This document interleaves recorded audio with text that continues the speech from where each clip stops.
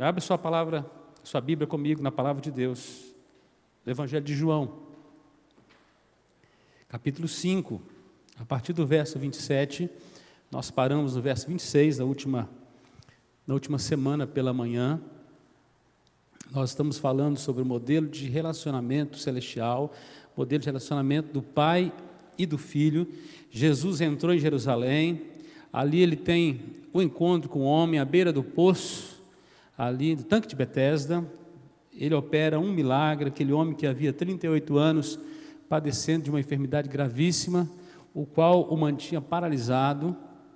O milagre aconteceu, e em Jerusalém Jesus tem um enfrentamento com as autoridades, com os judeus, escribas, fariseus, autoridades de Israel, e ali está o Senhor Jesus expondo a sua missão, e ele começa a falar deste relacionamento que ele tem aí com o Pai. A partir do verso 27 diz assim: ele deu autoridade para julgar, porque é o Filho do homem. Não vos maravilheis disto, porque vem a hora em que todos os que se acham nos túmulos ouvirão a sua voz e sairão. Os que tiverem feito bem para a ressurreição da vida, e os que tiverem praticado o mal para a ressurreição do juízo. Eu nada posso fazer de mim mesmo, mas na forma por que ouço, julgo. O meu juízo é justo, porque não procuro a minha própria vontade, e sim a daquele que me enviou. Se eu testifico a respeito de mim mesmo, o meu testemunho não é verdadeiro. Outro é o que testifica a meu respeito, e sei que é verdadeiro o testemunho que ele dá de mim. Mandastes mensageiros a João, e ele deu testemunho da verdade. Eu, porém, não aceito o humano testemunho. Digo-vos, entretanto, estas coisas, para que sejais salvos. Ele era a lâmpada que ardia e alumiava, e vós quisestes por algum tempo alegrar-vos com a sua luz. Mas eu tenho maior testemunho do que o de João, porque as obras que o Pai me confiou para que eu as realizasse, estas que eu faço, testemunham a meu respeito de que o Pai me enviou. O Pai que me enviou, esse mesmo, é que tem dado testemunho de mim. Jamais tendes ouvido a sua voz, nem visto a sua forma. Também não tendes a sua palavra permanente em vós, porque não credes naquele a quem ele enviou. Examinais as Escrituras, porque julgais ter nelas a vida eterna, e são elas mesmas que testificam de mim. Contudo, não quereis vir a mim para terdes vida. Eu não aceito glória que vem dos homens. Sei, entretanto, que não tendes em vós o amor de Deus. Eu vim em nome de meu Pai, e não me recebeis. Se outro vier em seu próprio nome, certamente o recebereis. Como podeis crer vós, os que aceitais glória uns dos outros, e contudo não procurais a glória que vem do Deus único? Não penseis que eu vos acusarei perante o Pai. Quem vos acusa é Moisés, em quem tendes firmado a vossa confiança. Porque se de fato cresces em Moisés, também creríeis em mim, porquanto ele escreveu a meu respeito. Se porém não credes nos seus escritos, como crereis nas minhas palavras? Feche seus olhos, vamos orar mais uma vez. Peça que o Senhor fale ao seu coração neste momento.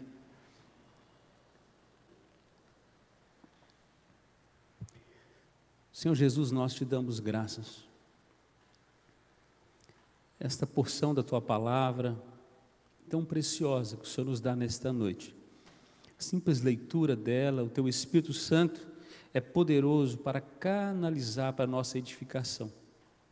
Já saímos daqui, ó Deus, fortalecidos pela tua palavra, mas nós pedimos teu auxílio, o auxílio do teu Espírito nesta noite, a nos fazer compreender esta palavra, e diante da Tua palavra, Deus, tomarmos posição para a glória do Senhor e para o nosso bem, no nome de Jesus. Amém. As primeiras porções desta passagem das Escrituras, nós começamos falando aí sobre esse relacionamento, falamos sobre o trabalho do Pai e do Filho, falamos sobre a autoridade que o Pai deu ao Filho. Na última semana, Jesus está no templo, onde ele encontra com aquele homem, aquele paralítico que fora curado junto ali ao tanque, e agora Jesus passa a falar na terceira esfera desse relacionamento celestial, no juízo do Pai através do Filho, não apenas aquele a quem deu autoridade, mas agora que deu autoridade para ser juiz, para julgar. Convido você a abrir aí neste texto e mantê-lo aberto. No verso 27 diz assim: e lhe deu autoridade para julgar, porque é o Filho do homem. Esta é a prova final da sua autoridade, do seu poder, da sua majestade como Deus, a autoridade de exercer e executar juízo.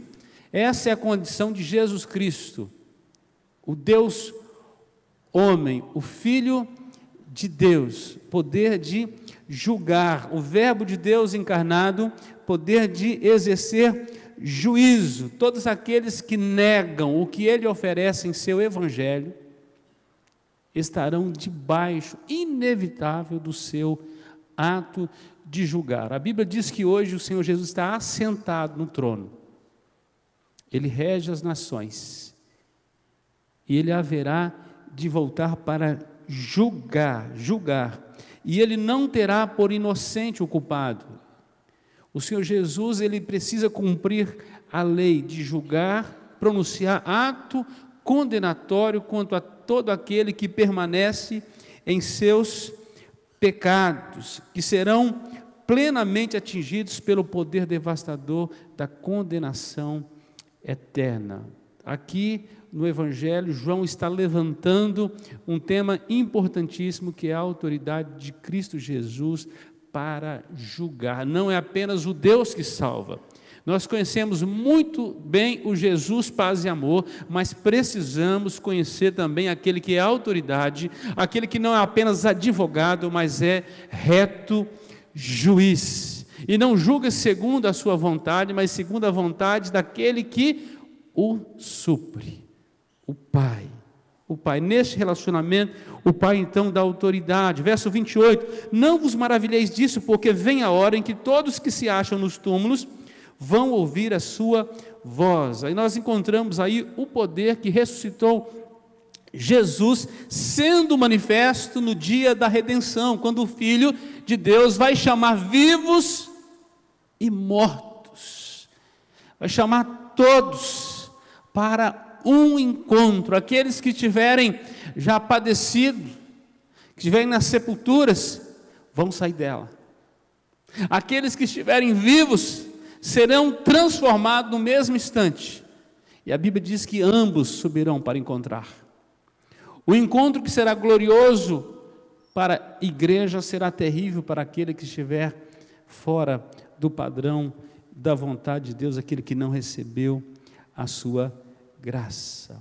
O fato é que Jesus Cristo, o Deus homem aqui, cuja a natureza humana são dados tão grandes poderes, o qual nesta condição, no último dia, haverá não apenas de operar sinais miraculosos, mas para a surpresa de muitos, ele vai exercer o poder da ressurreição para julgar a muitos. Haverão de levantar todos, grandes e pequenos.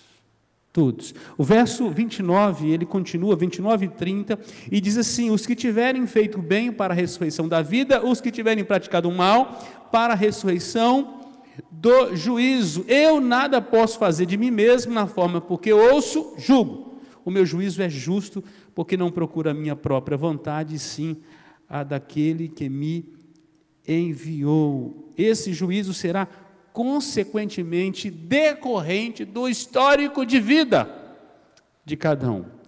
É o nosso currículo, meus irmãos, nosso currículo de vida perante Deus. Aqueles que estiverem debaixo da graça receberão vida, aqueles cujos corações foram transformados pelo poder do Evangelho, aqueles que um dia estiveram mortos nos seus delitos e pecados, mas receberam vida juntamente com Cristo, pela graça serão salvos.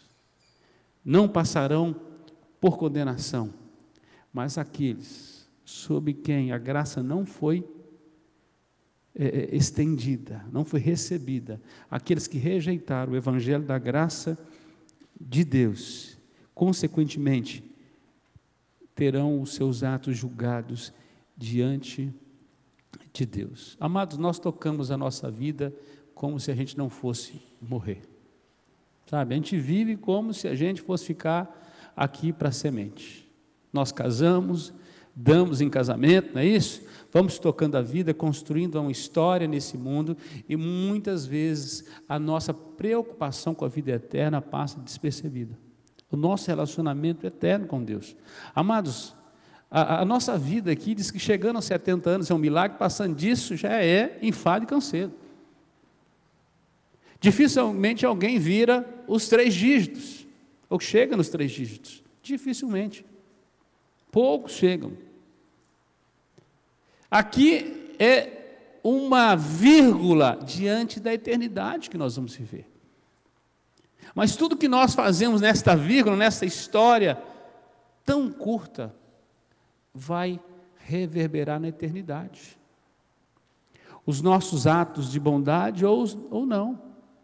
Aquilo que nós fizemos que aprova a Deus, que agrada a Deus, e aquilo que não agrada a Deus, tudo isso será colocado na balança.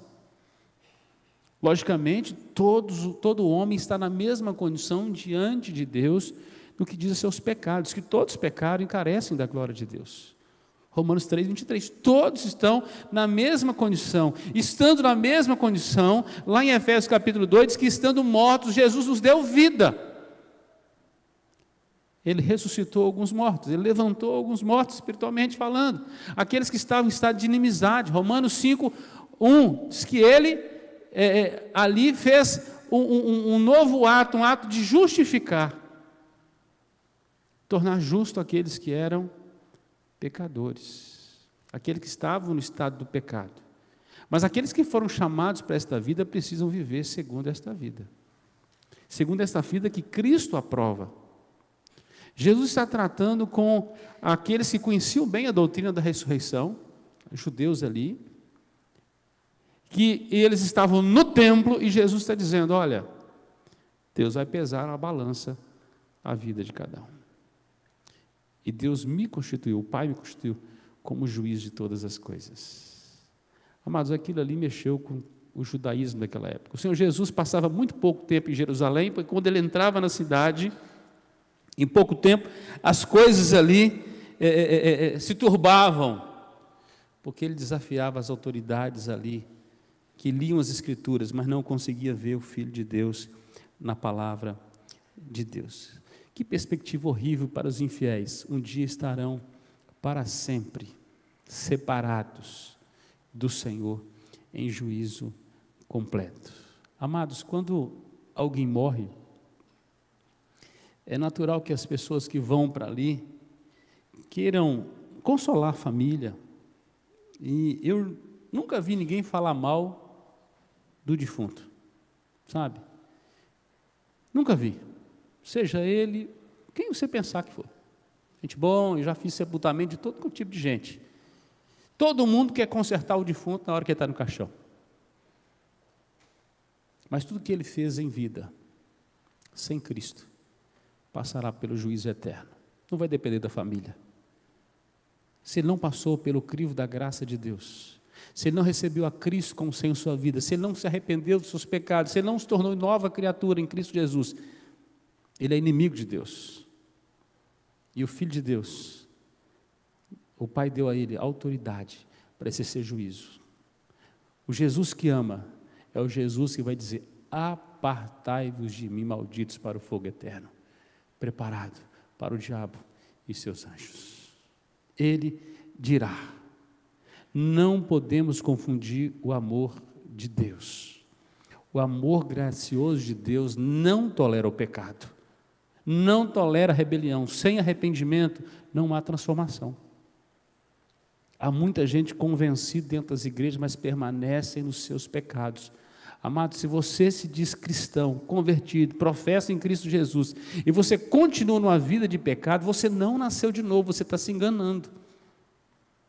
Jesus estava confrontando gente aqui que não saía do templo, que conhecia a lei, só não conhecia a graça de Deus, por isso permaneciam nos seus pecados. Esse texto, meus irmãos, é um texto muito complexo, porque é um texto condenatório. Quando Jesus apresenta a sua missão, o seu relacionamento com o Pai, as pessoas estão fora desse relacionamento. Nós deveríamos chorar ao ler um texto como esse, porque nós precisamos de voltarmos para o Senhor urgentemente. Como Ezequias, que recebeu uma palavra de ordem do Senhor: põe ordem em tua casa. Você precisa colocar a tua vida. Como Israel recebeu a ameaça do Senhor: prepara-te, Israel, para encontrares com o teu Deus. Como é que está a sua vida? Qual é o seu currículo vitae? Qual é o seu relatório de vida para apresentar para o Senhor? Aqueles que estão em Cristo Jesus passaram da morte para a vida, mas aqueles que não receberam Filho permanecem nos seus pecados.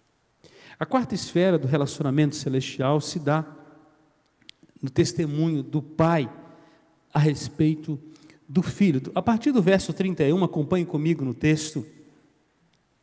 João vai mencionar aqui as palavras de Jesus, pelo menos 4 testemunhos a respeito, ou que são destacados aqui. Primeiro, do verso 31 e 32, o testemunho direto que o Pai dá do Filho. E diz assim: se eu testifico a respeito de mim mesmo, o meu testemunho não é verdadeiro. Outro é o que testifica a meu respeito, e sei que é verdadeiro o testemunho que ele dá de mim.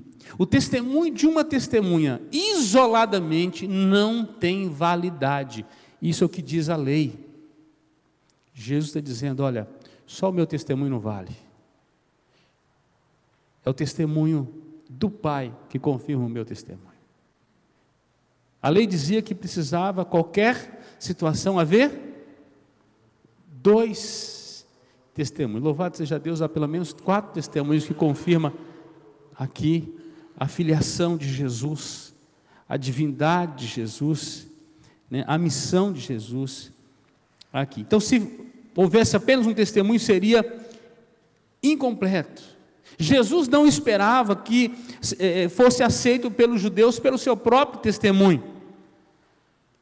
Então ele passa a validar o seu testemunho através do testemunho que o Pai dá. Em João 8,18, olha o que diz: eu testifico de mim mesmo, e o Pai que me enviou também testifica de mim. Jesus começa agora a confrontar os judeus, dizendo assim: olha, não é somente que eu digo que eu sou filho de Deus, o Pai testifica a meu respeito. Quando Jesus é batizado, um outro testemunho interessante está em Mateus capítulo 3, verso 16 e 17, diz assim: batizado Jesus, logo saiu da água, e eis que lhe abriram os céus, e viu o Espírito de Deus descendo como pomba, vindo sobre ele, e eis uma voz do céu que dizia: este é o meu Filho amado, em quem me compraz.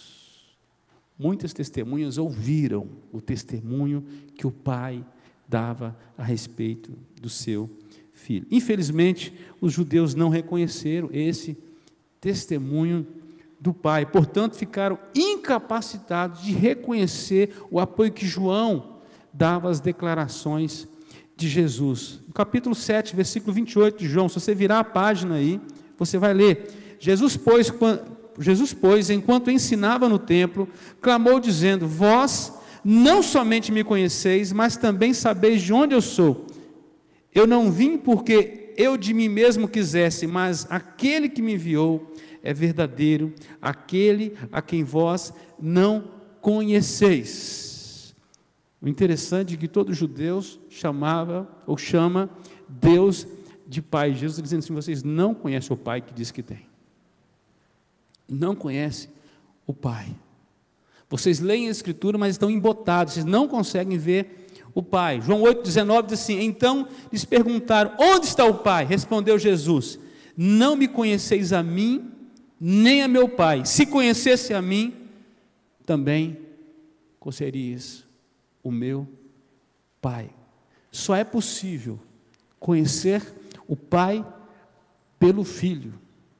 E o Filho é revelado pelo Pai nas Escrituras. De Gênesis a Apocalipse você vai encontrar o Pai revelando o Filho. O segundo testemunho do Pai na vida de João está na vida de João Batista. Verso 33 a 35. Verso 33 diz assim: mandastes mensageiros a João, e ele deu testemunho da verdade. Bom, João deu testemunho, mas eles rejeitaram. Diz assim: eu, porém, não aceito testemunho humano. Digo-vos, entretanto, essas coisas, para que sejais salvos. Ele era a lâmpada que ardia, alumiava. Vós o quisestes, por algum tempo, alegrar-vos com a sua luz. Essa é a segunda testemunha que as Escrituras revelam. A testemunha é João Batista, que foi procurado pelos próprios judeus a respeito do testemunho que ele dava sobre Jesus, mas também não quiseram andar na sua luz. Em João 1,26 diz assim: respondeu-lhes João: eu batizo com água, mas no meio de vós está quem vós ainda não conheceis. Capítulo 3, verso 26, e foram ter com João e lhe disseram: mestre, aquele que estava contigo além do Jordão, do qual tens dado testemunho, está batizando, e todos lhe saem ao encontro. Este testemunho de João estava de acordo com as Escrituras. As pessoas estão agora indo a Jesus, mas os judeus continuam rejeitando o testemunho que João dá a respeito de Jesus como Filho de Deus. No capítulo 1 de João, verso 31 a 34, diz assim: eu mesmo não o conhecia, João está dizendo, mas a fim de que ele fosse manifestado a Israel, vim por isso batizando com água. E João testemunhou dizendo: vi o Espírito descer do céu como pomba e pousar sobre ele. Eu não conhecia. Aquele, porém, que me enviou a batizar com água, me disse: aquele que vires descer e pousar o Espírito, esse é o que batiza com o Espírito Santo.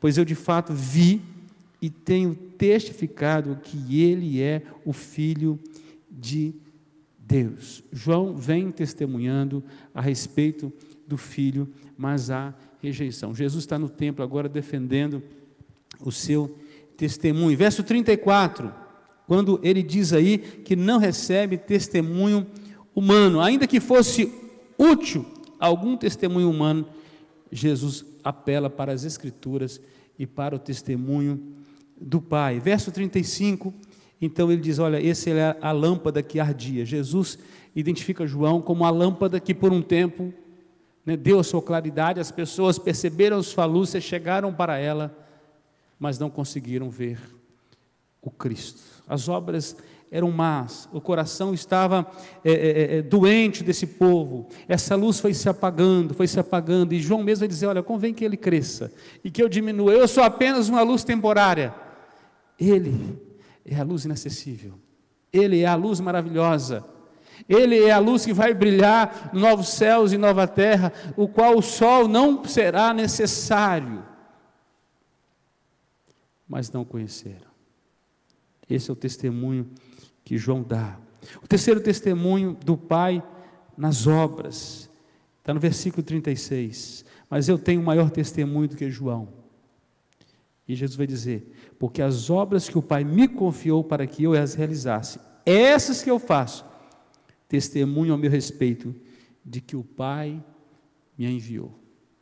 E Jesus começa agora a operar sinais, transformar água em vinho, curando pessoas, andando sobre as águas, ressuscitando mortos, testificando que Ele é aquele que é enviado do Pai. As obras testificando aí a seu respeito. As obras preparando o caminho para a grande obra. E esta é a maior, testificando que Ele é o Filho de Deus, a capacidade de ir ao Calvário e morrer por nós na cruz. Muito maior do que todos os sinais que Jesus operou durante os 3 anos e meio. A morte na cruz é a maior obra que ele podia operar. E, na verdade, é para aquela obra que ele veio. As outras obras apontavam para aquilo que ele faria por nós na cruz. E a Bíblia diz que na plenitude dos tempos, Deus enviou o seu Filho para morrer por nós. Para morrer por nós. Esse é o testemunho que o Pai dá em suas obras. E o quarto testemunho do Pai é aquele que está nas Escrituras. Verso 37 ao verso 40, diz que o Pai me enviou. Esse mesmo é que tem dado testemunho de mim. Jamais tendes ouvido a sua voz, nem visto a sua forma. Também não tendes a sua palavra permanente em vós, porque não credes naquele a quem ele enviou. Examinais as Escrituras. Vamos ler juntos esse texto? Examinais as Escrituras, porque julgais ter nelas a vida eterna, e são elas mesmas que testificam de mim. Verso 40. Contudo, não quereis vir a mim para terdes vida. Como parte mais importante, o Senhor incluiu o testemunho que o Pai dá a respeito do Filho em todas as Escrituras. Em todas as Escrituras, não apenas o ato do Pai ali no batismo, não apenas o testemunho do próprio Filho, não apenas o testemunho de João, mas agora o testemunho que Deus dá nas Escrituras a respeito do Filho de Deus. O Pai, através das Escrituras, de maneira progressiva, foi revelando o Filho ao mundo, de maneira que o mundo foi percebendo, mas diz que não ouviu sua voz, não conheceu a sua forma. Amados, quando Abraão teve um relacionamento com Deus, ali estava o Filho, sendo revelado. As teofanias, a aparência da sarça para Moisés, ali estava a presença do Deus Filho. As Escrituras de Gênesis e Apocalipse vão revelando Jesus em todo o tempo, a ponto do profeta Isaías não apenas descrevê-lo como renovo, sobre aquele que vai nascer, aquele que é o conselheiro, maravilhoso conselheiro, o Deus forte, o Pai da eternidade, o príncipe da paz, mas também como servo sofredor, aquele que vai vir e vai exercer o papel de sofrer por nós na cruz. Também aquele sobre o qual estaria o Espírito do Senhor, e ele viria para curar, para restaurar, para transformar, para consolar as pessoas. De Gênesis a Apocalipse, o tempo todo. O escritor de Hebreus, no capítulo 1, verso 1 a 6, ele confirma esse testemunho, dizendo: havendo Deus outrora falado, muitas vezes, de muitas maneiras, aos pais pelos profetas. Ou seja, Deus vem falando a respeito dele. Nesses últimos dias nos falou pelo Filho, a quem constituiu o herdeiro de todas as coisas, pelo qual também fez o universo. Ele que é o resplendor da glória, e a expressão exata do seu ser, sustentando todas as coisas pela palavra do seu poder. Depois de ter feito a purificação dos pecados, assentou-se à majestade, à direita da majestade nas alturas, tendo se tornado tão superior aos anjos, quanto herdou o mais excelente nome do que eles, pois a qual dos anjos jamais disse: tu és meu filho, eu hoje te gerei. E outra vez, eu lhe serei pai, e ele me será filho. E novamente, ao introduzir o primogênito no mundo, diz: e todos os anjos de Deus o adorem, o adorem. As Escrituras revelam o Filho o tempo todo. Verso 38, mas diz que eles, as autoridades daquela época, recusaram, porque a palavra de Deus não permanecia neles, eles não compreendiam que Jesus era o Cristo, estavam cegos, como muitos até hoje permanecem cegos nos seus pecados, não conseguem ver o Cristo nas Escrituras. A palavra cuja testificava a respeito dele, eles não conseguiam permanecer na palavra, não conseguiam ver o Cristo. Verso 39, examinai as Escrituras, porque julgais ter nelas a vida eterna, e são elas mesmas que testificam de mim. Examinais aqui pode ser uma ordem, imperativo, ou algo no indicativo, tanto faz. Mas esse exemplo aqui tem mais a ver como uma passagem que favorece para o sentido indicativo. Os judeus tinham o hábito de examinar as Escrituras já. Ele estava dizendo: vocês examinam as Escrituras, vocês julgam ter nela a vida eterna, ela testifica de mim. Por que vocês não conseguem ver na palavra essa que vocês julgam? Jesus não estava dando uma ordem ali. Você pode até receber esse texto como uma ordem, mas ele estava dizendo: olha, vocês examinam, mas vocês não estão compreendendo. As Escrituras testificam a respeito de mim. Os judeus tinham o hábito de examinar as Escrituras e não conseguiram ver o maior segredo da Bíblia: o Filho de Deus. O Filho de Deus. Eu estive em Jerusalém há poucos dias e uma das coisas interessantes, lá onde está o túmulo de Davi, ficam vários judeus examinando as Escrituras ali, estudando, com kippah. Até hoje eles estão tateando e procurando o Cristo. Até hoje eles estão procurando o Cristo. Até hoje. É muito perigoso, meus irmãos, nós examinarmos a Bíblia disciplinadamente, acuradamente, diligentemente, e sem a ação do Espírito Santo, nós vamos permanecer cegos. Não vamos ver a essência que revela as Escrituras. E essa é a maior tragédia. Está no verso 40 aí: contudo, examinando as Escrituras, não quereis vir a mim para terdes vida. Amado, você talvez tenha ouvido a palavra de Deus há muitos anos, ou você permanece com o seu coração duro. E Jesus está dizendo assim: olha, dentro disso tudo, você não quis vir a mim até hoje, para ter vida. Você prefere permanecer morto para ser julgado. A minha graça continua estendida, os meus olhos continuam atentos, as minhas mãos estão estendidas, o meu coração está aberto. Eu continuo dizendo: vinde a mim, todos que estáis cansados, sobrecarregados, eu vou vos aliviar. As Escrituras revelam a meu respeito. Eu continuo oferecendo a minha graça. Aí há um perigo muito grande, é olhar para as Escrituras e esquecer da essência. Jesus sempre esteve presente. Os homens religiosos não conseguiram ir a Cristo, mesmo vendo o tempo todo Ele sendo revelado nas Escrituras. Amados, a letra mata, o Espírito vivifica. A letra mata. Cuidado, não deixe a letra te matar. Não leia a Escritura por ler. O Espírito Santo precisa te revelar nas Escrituras. Você precisa ter uma vida compromissada de oração e pedir para o Espírito Santo abrir a sua mente para você entender. Porque é possível você ler de Gênesis e Apocalipse e você não encontrar Jesus.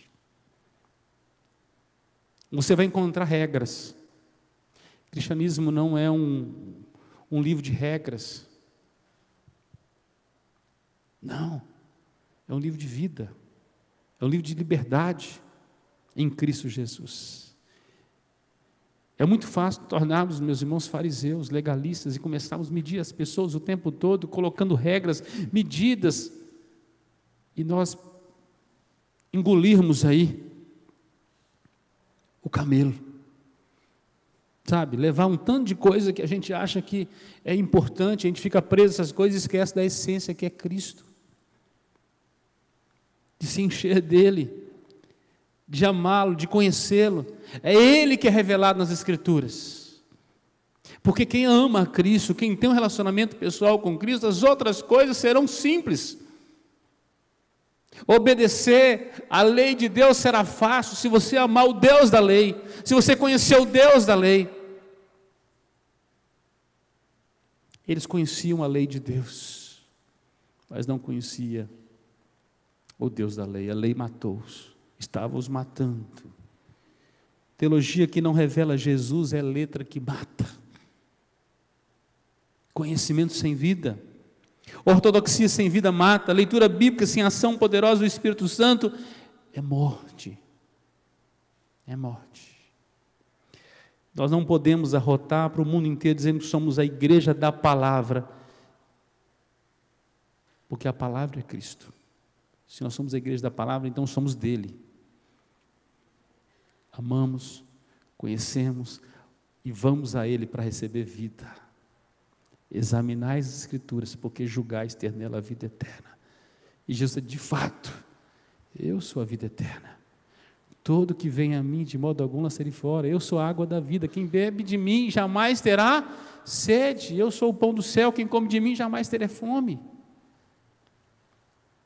A essência das Escrituras era Cristo. Esse é o testemunho que o Pai dá a respeito do seu Filho.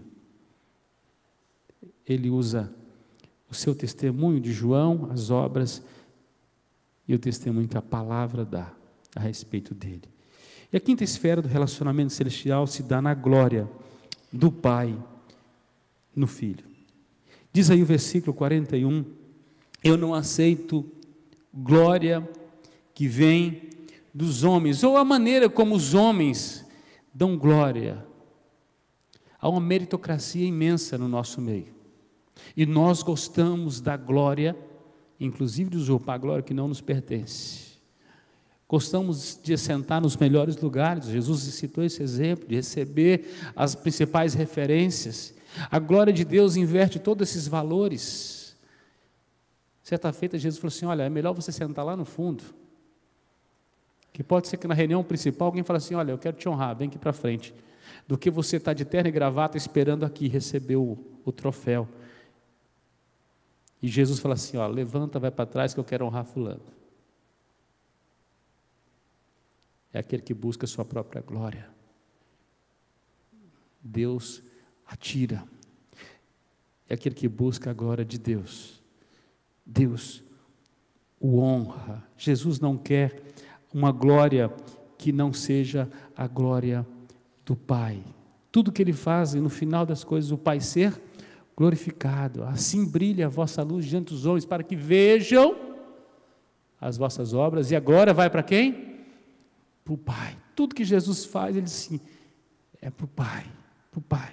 Mas o Pai quer testificar a sua glória através do Filho. Eu não aceito glória que vem dos homens, sei, entretanto, que não tendes em vós o amor de Deus. Eu vim em nome de meu Pai, e não me recebeis. Se outro vier em seu próprio nome, certamente o recebereis. Como podeis crer, vós os que aceitais glórias uns dos outros, e contudo não procurais a glória que vem do Deus único? O motivo da falta de reação deles diante de Deus, diante de Jesus, é a reação deles diante de Deus. Jesus o acusa assim, olha, vocês não têm o amor de Deus, vocês não amam o Pai que vocês dizem que vocês têm. Se vocês amassem o Pai, amaria a sua palavra e me amaria. Vocês não procurariam a glória para vocês, mas vocês dariam a glória a Ele.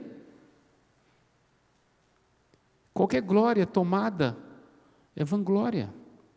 Qualquer glória não dada ao Deus Pai é vanglória. É querer tomar a glória com um Deus ciumento que diz que não reparte a glória dele com ninguém. Como é que então deve ser expresso o amor pelo Pai? Através do Filho. Quem ama o Filho, ama o Pai. Quem honra o Filho, honra o Pai. Jesus estava dizendo, vocês não estão me honrando, vocês não honram o Pai. Jesus está dentro da casa, do templo, chamado de casa do Pai pelos judeus, e está dizendo assim, vocês não amam meu Pai, porque vocês não amam aquele que foi enviado por Ele. Vocês não me recebem. Se vocês não me recebem, vocês não recebem o Pai. Quem recebe a mim, recebe o Pai. Se alguém visse em seu próprio nome, dizer assim, ó, vocês iam receber, mas eu venho em nome do meu Pai, vocês não estão me recebendo. Amados, é mais fácil receber o enganador do que a Cristo. Preste atenção nisso. É mais fácil você receber o enganador do que a Cristo. O estranho do que a Cristo. Muitas vezes damos tanto tempo para aquilo que não agrada a Deus, aquilo que não tem a ver com as coisas de Deus, com o amor de Deus, com aquilo que promove a glória de Deus. Estamos recebendo outro no lugar dele. Todas as vezes que ele diminui, em nossa vida, para outra coisa crescer, nós estamos dizendo assim: olha, Senhor Jesus, o Senhor fica num canto, eu prefiro isso. A Ele deve ser dada a primazia da nossa vida, a primazia. Jesus estava exatamente tratando isso com os judeus: olha, era para vocês terem me recebido diferente aqui. Eu venho, curo um homem, vocês estão preocupados que é no sábado, vocês estão preocupados que ele está carregando a maca, vocês estão preocupados com o legalismo, mas não estão preocupados com este homem, ao qual eu estendi o meu amor e a minha graça a ele. Vocês não estão preocupados com o essencial do reino de Deus. É mais fácil seguir o enganador do que a Cristo. Preste atenção, irmão, para você ir para o inferno você não precisa fazer nada, é só você ficar como está. Não precisa fazer nada. Mas para você ir para o céu, você precisa se arrepender dos seus pecados, você precisa morrer todos os dias, precisa voltar-se para Cristo, precisa recebê-lo no seu coração. A salvação é pela graça, mas ela exige a responsabilidade do homem. Há uma resposta. A soberania de Deus jamais anula a nossa responsabilidade. Deus não nos fez robôs. Nenhuma doutrina presbiteriana ou calvinista ensina que você deve ficar estático diante da ação de Deus. Há uma reação. Você precisa responder com fé, com atitude. É necessário negar a si mesmo. É necessário morrer para receber a Cristo. Do contrário, você vai permanecer nos seus pecados. Para ir para o inferno, você não precisa fazer nada. Para ir para o céu, você tem que mudar de caminho. Mudar de caminho, porque é natural que todo homem está indo de mal a pior, indo para o inferno, caminhando largamente para a estrada da perdição. E se ele não ouvir a voz de Deus, ele permanecerá nos seus pecados. Permanecerá. Verso 44, os judeus eram culpados de buscar e honrar uns aos outros e não honrar a Deus. João 12:43 diz assim: porque amaram mais a glória dos homens do que a glória de Deus. Estão mais preocupados com a homenagem no final do ano, porque se viu bem no ministério, porque fez isso ou aquilo, do que promover a glória de Deus. Se no dia do aniversário da igreja o pastor não fala bem de quem fez o bolo, essa pessoa nunca mais quer fazer o bolo, é porque ela buscava uma glória que não lhe pertence. Eu estou usando um exemplo, meus irmãos, porque a gente acha que está dentro da igreja fazendo a vontade de Deus, e muitas vezes estamos fazendo a nossa vontade. Estamos buscando uma glória. Meu grupo ensaiou: se não cantar hoje, eu fico com raiva do pastor. Filho, você pode ficar com raiva de mim. Se Deus ficar com raiva de você, a coisa complica ainda mais. Você estava buscando uma glória, você queria só se apresentar. Culto é a Deus, não é a você. Se você não entender isso, agora você está buscando uma glória que não te pertence. E pode ser que Deus pregue uma peça, você se prepara, faz tudo direitinho, e Deus não deixa você se apresentar. É um teste para ver a quem você serve. Se é você mesmo ou se é Ele. Sério, pastor? Todo dia. Você sabia que todo dia Deus põe você em teste? Testa seu amor por Ele, sua fidelidade a Ele. E aí cada um de nós pode fazer a própria avaliação. Como é que eu estou passando no teste? Deus coloca pessoas na nossa vida para a gente amar e a gente não ama.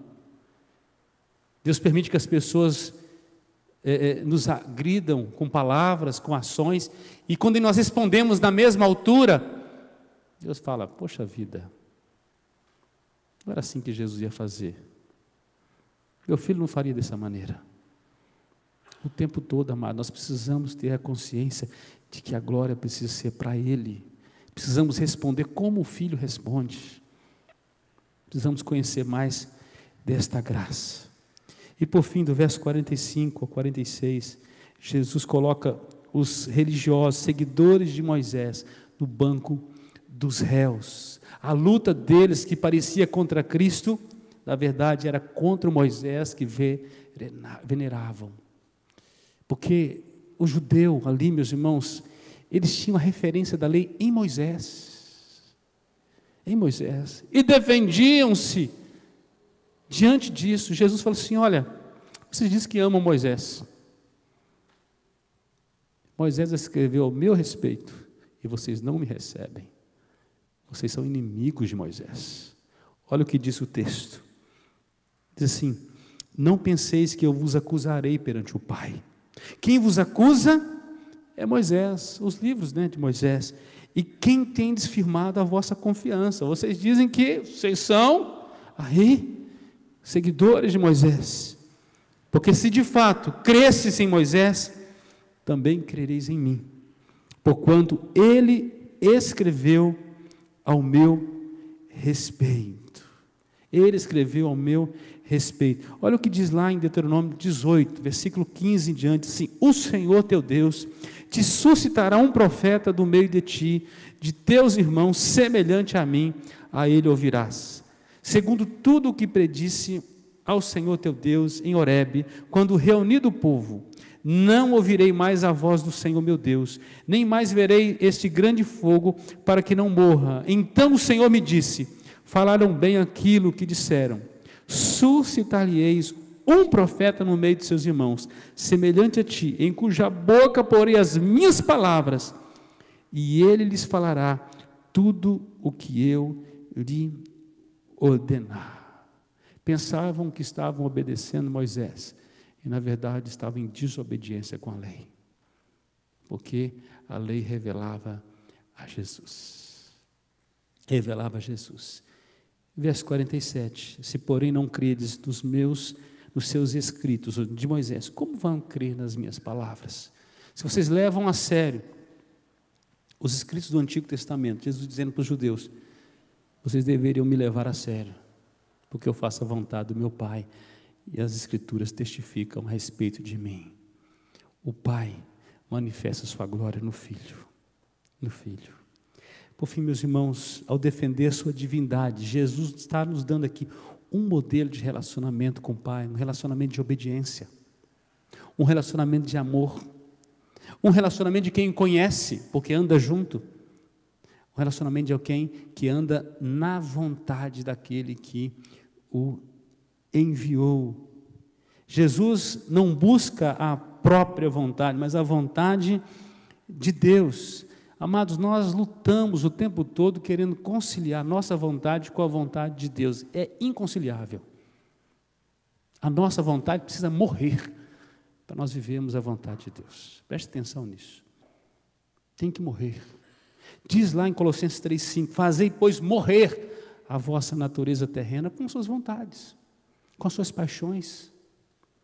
Jamais vamos conciliar a nossa vontade com a vontade de Deus. Nós temos que colocar a nossa vontade de lado e dizer assim: eu quero viver o que Deus chamou para mim viver.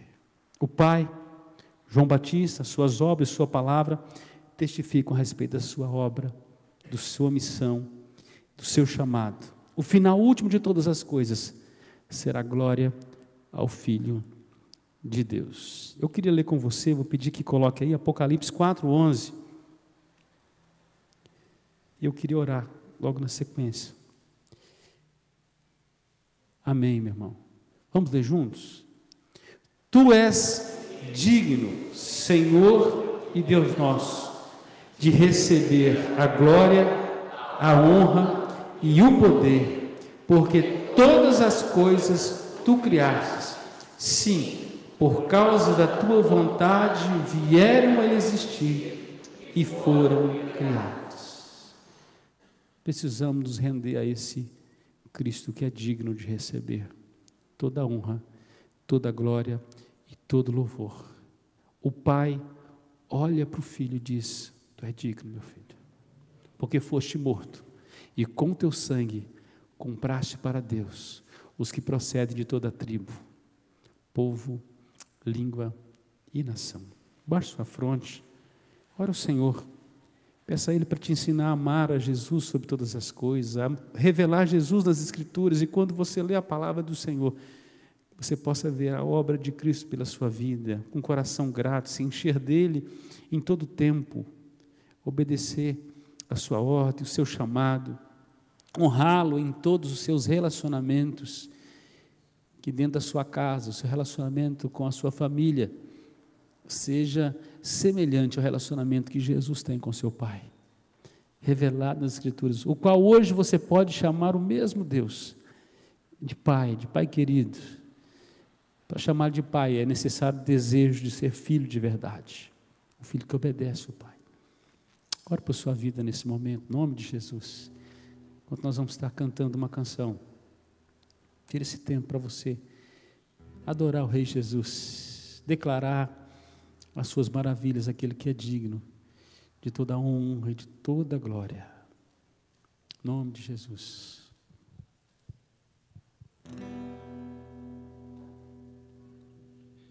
Porque dele, por ele, para ele são todas as coisas. Porque dele, por ele, para ele são todas as coisas. A ele a glória, a ele a glória, a ele a glória, para sempre. Amém. Com profundas riquezas, o saber e o conhecer. Coloque-se de pé para adorar o Senhor, em nome de Jesus. Quão insondáveis seus juízos e seus caminhos. A ele a glória, a ele a glória, a ele a glória, para sempre. Amém. A ele a glória, a ele a glória, a ele a glória, para sempre. Amém. Ó Senhor Jesus, Tu és digno de receber toda a honra, toda a glória e todo o louvor. Obrigado pelo Seu amor, por Sua graça, por se revelar a nós. Obrigado, Pai, por revelar Teu Filho, esse Filho que nos amou de tal maneira, entregando por nós naquela cruz. Tua palavra diz que o Senhor provou o Seu grande amor por nós, quando enviou Jesus para morrer por nós, sendo nós ainda, ó Pai, pecadores. Louvado, bendito seja o nome do Senhor. Que o Teu Espírito Santo possa nos auxiliar, iluminar nossa mente, o nosso coração a entender e a conhecer o Filho revelado nas Escrituras. E crendo nele, possamos ter vida e vida eterna. Nos ajuda, ó Deus, a vencermos os nossos pecados dia a dia. Que o Teu Espírito possa militar por nós. Ó Deus, porque nós por nós mesmos somos incapazes, carecemos totalmente da ação do Teu Espírito, para mortificar os feitos da nossa carne. Quantas vezes queremos rejeitar Teu Filho, ó Pai, a obra do Teu Filho, porque permanecemos em nossos pecados. Ó Deus, que o Senhor possa tirar toda a cegueira, porque aqueles líderes religiosos daqueles dias estavam no templo, ó Deus, lendo a lei, mas permaneciam mortos. Quantas vezes estamos lendo a palavra, mas não conhecemos o Deus da palavra, não corremos para o Deus da palavra para termos vida eterna, ó Deus. Tantos de nós morrendo junto às fontes, ó Deus, sem beber da água da vida. Que o Teu Espírito Santo possa soprar em nossos corações aquilo que revela em Tua palavra. Dá-nos compreensão desta palavra, ó Deus, transformar o nosso coração, nos quebrantando, nos transformando, de maneira que de maneira arrependida possamos voltar para Ti, querer ter uma vida nova, uma vida transformada, a ponto de expressarmos, ó Deus, o Teu amor, a Tua graça em todos os nossos relacionamentos, no trabalho, na escola, diante dos amigos, em casa, com os filhos, com a esposa, ó Deus, no nome de Jesus, com os nossos pais, com os nossos parentes mais chegados, com as pessoas mais distantes, onde estivermos, possam ver a presença de Cristo em nossas vidas. Que o Senhor Jesus seja glorificado, ó Pai, em todos os nossos relacionamentos. Abençoe a tua igreja nesta semana, que seja uma semana de generosidade, de testemunhar de Cristo com atos práticos no nome de Jesus. Que o Senhor possa, Deus, colocar diante de nós, ó Deus, pessoas as quais nós podemos abençoar, ó Deus, com serviço, com abraço, com sorriso, ó Deus, ó Pai, com a tua palavra, que nós possamos testemunhar de vidas nesta semana, vidas serem salvas para a glória do Senhor. Que o teu Espírito Santo possa dar poder, autoridade, intrepidez ao teu povo, no nome de Jesus. Tira todo espírito de acovardamento, ó Pai, e nos desperta para testemunhar a respeito do Rei dos Reis e Senhor dos Senhores, aquele que é tudo para nós, aquele que é por meio dele, por ele e para ele todas as coisas. Ó Senhor, nos ajuda, ó Pai, nós te pedimos o nome de Jesus. Amado, que a graça do Senhor Jesus, o amor de Deus, o nosso Pai, a doce comunhão do seu Espírito Santo repouse sobre nós, hoje e para todos sempre. Amém e amém. Dê pelo menos uns 10 abraços aí, quem está por perto. Boa noite para você, boa semana no nome de Jesus. Para sempre, amém. A Ele a glória.